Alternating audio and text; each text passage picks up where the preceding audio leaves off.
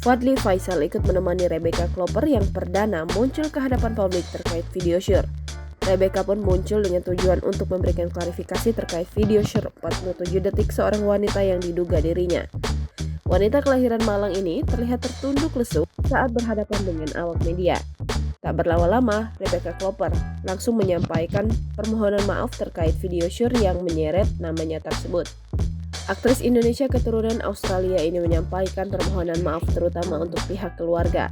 Tak hanya itu, Rebecca juga meminta maaf kepada sang kekasih Fadly dan keluarga Haji Faisal yang jadi ikut terseret kehebohan pemberitaan kasus tersebut. Artis yang memulai karir di dunia hiburan dengan membintangi sinetron bersama Meraih Mimpi pada 2013 ini lantas sudah melaporkan kasus tersebut ke polisi sejak 22 Mei 2023. Rebecca pun menyerahkan sepenuhnya penanganan kasus video syur ini ke kepolisian. Di lain hal, Rebecca juga mengungkapkan rasa terima kasih atas dukungan dari rekan, kerabat, hingga penggemar.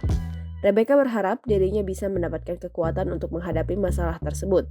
Sementara itu, Fadly Faisal hanya terlihat terdiam dan berusaha menenangkan Rebecca pada kesempatan itu.